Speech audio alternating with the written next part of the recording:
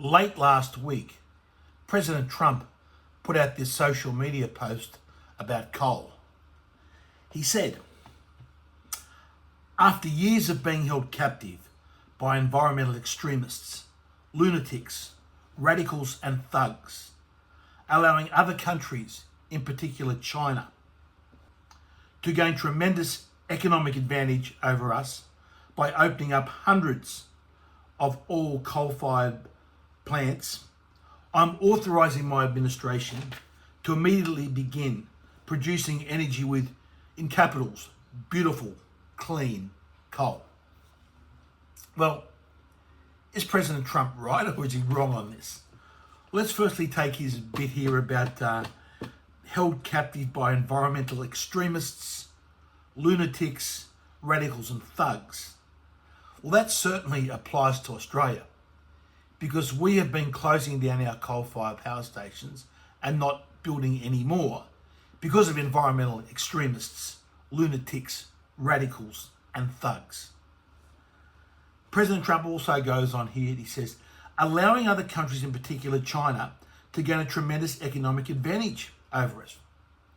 Now, I've been arguing this for the last couple of years. I've been arguing that what we are doing with all this net zero nonsense is simply a wealth transfer to the communist Chinese. Here's back in 2022, before the last election at the press club, where I tried to make that point.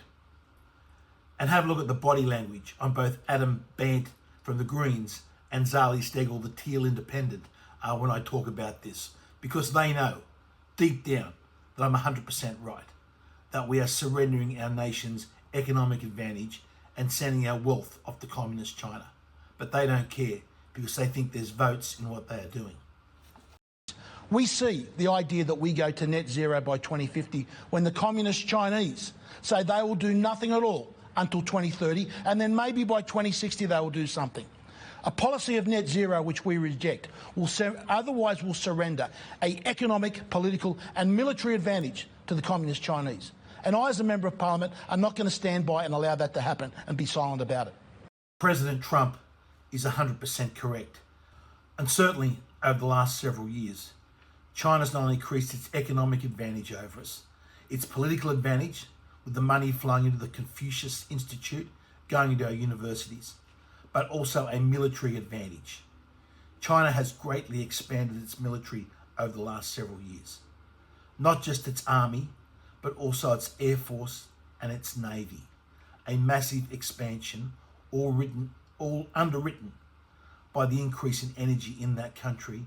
Meanwhile, we've been following net zero, which everything about it, I said, gives an advantage to communist China and puts our nation at a disadvantage. Some numbers. Right now, China has a coal-fired fleet of 1,175 gigawatts of coal-fired power. In comparison, here in Australia, we have 21 gigawatts. So on a per capita basis, today, China has more coal-fired power than Australia does.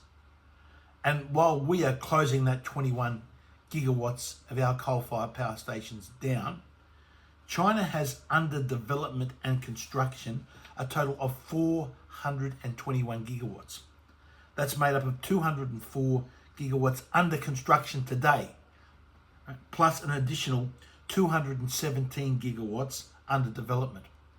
So that 421 that China has under construction and development is more than 20 times our existing coal fleet here in Australia, which we are closing down and we will think will make some difference to reducing CO2 emissions. And then, of course, there's been China's massive expansion and also India's massive expansion in their coal production. We saw only today that India has cracked through the 1 billion tonne mark for the first time in their history.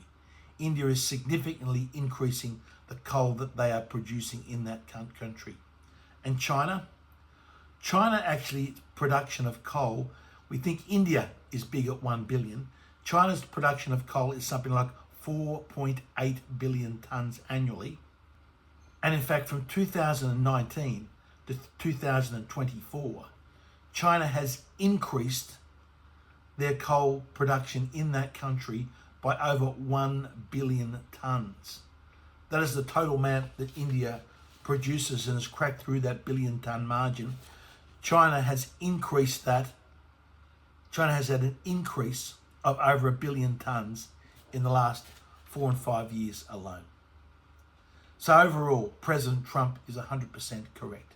And President Trump also described coal as beautiful and clean. Well, here's a lump of coal. Well, I think it is beautiful. It's a beautiful rock that has been under our feet here in New South Wales and our eastern seaboard of Australia. A beautiful piece of black coal. Now, is it clean? Well, all energy sources in some way cause some issues with pollution, whether it's wind turbines or whether it's solar panels. But the latest HELI, that's the high efficiency, low emissions coal-fired power stations, supercritical coal-fired power stations, are much, much cleaner than the ones of the past. We cannot continue to surrender an economic, political and military advantage to the Communist Chinese under this complete, futile, pointless charade of net zero.